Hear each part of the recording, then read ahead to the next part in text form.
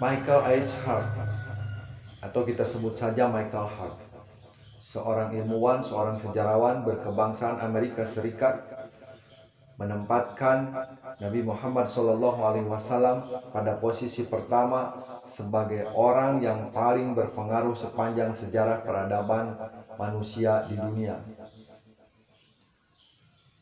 Dalam bukunya yang terkenal The 100 itu, dia menyebutkan alasan mengapa Michael Hart tidak ragu untuk menempatkan Nabi Muhammad SAW sebagai orang yang paling berpengaruh sepanjang sejarah peradaban manusia di dunia ini.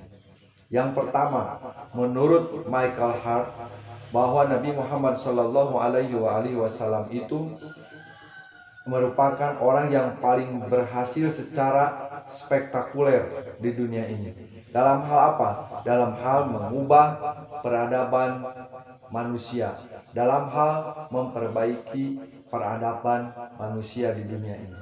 Dalam waktu 23 tahun, Nabi Muhammad SAW berhasil membawa umat manusia dari kegelapan menuju jalan yang terang.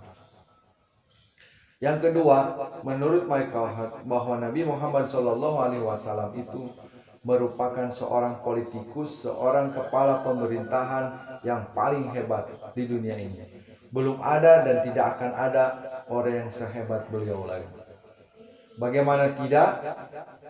Ketika seseorang memiliki kemampuan berpolitik, kemampuan mendekati masyarakat, kemampuan mengepalai pemerintahan, tidak mungkin berhasil secara spektakuler. Seperti itu alasannya. Yang ketiga, bahwa Nabi Muhammad SAW itu sebagai seseorang yang berhasil menyeimbangkan kehidupan dunia dan akhirat melalui agama. Nah, sekarang mari kita aplikasikan dalam kehidupan sehari-hari. Mengapa Nabi kita, Nabi Muhammad SAW itu menjadi seorang pemimpin yang berhasil? Karena di dalam jiwanya melekat jiwa staf.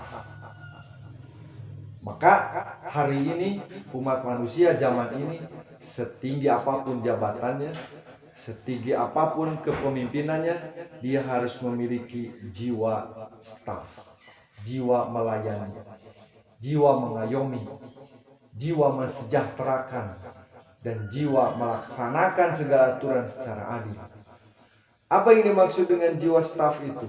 Yang pertama, S, siddiq, artinya benar. Niatkanlah segala sesuatu itu dengan benar. Rencanakan segala sesuatu itu dengan benar. Lakukan segala sesuatu dengan benar, sesuai dengan ucapan-ucapan yang juga benar. Siddiq yang dimiliki oleh Rasulullah SAW bisa diaplikasikan oleh umatnya melalui niat, ucapan, dan tingkah laku yang benar. Yang kedua, T-nya itu tabligh, artinya menyampaikan. Rasulullah SAW mendapat mandat, mendapat tugas untuk menyampaikan wahyu, untuk menyampaikan aturan-aturan agama, untuk menyampaikan aturan-aturan Allah Subhanahu wa Ta'ala bagi umatnya. Dalam aplikasinya kita sebagai manusia akhir zaman, tabligh itu artinya menyampaikan apa yang diajarkan oleh Rasulullah SAW melalui para ulama, melalui para kiai, melalui guru-guru kita. Sampaikan walaupun satu ayat, sampaikan walaupun itu pahit. Ketika itu kebenaran harus didengar, harus dipahami oleh semua orang. Dan yang ketiga, amanah. Amanah artinya dapat dipercaya. Ketika kita mendapatkan kepercayaan dari siapapun, maka kepercayaan itu harus kita jaga dengan baik, harus kita pelihara dengan baik. Ketika ada amanah yang harus disampaikan kepada seseorang, maka amanah itu harus yakin sampainya. Dan yang keempat, F, fatona. Fatonah artinya pandai, tapi tidak hanya pandai, diperlukan cerdas dan bijak. Apa bedanya pandai, cerdas, dan bijak? Pandai itu bisa dipelajari. Seseorang pandai berenang, dia bisa pandai berenang karena berlatih. Seseorang pandai untuk mengerjakan matematika karena diajari, karena berlatih. Itu kepandaian, bisa didapatkan dengan berlatih. Kecerdasan itu berbicara dengan hati. Seseorang yang cerdas, seseorang yang bijak tidak akan sembarangan memutuskan sesuatu dengan kepandaiannya. Dia akan pandai merasa, tidak merasa pandai. Fatonah, cerdas.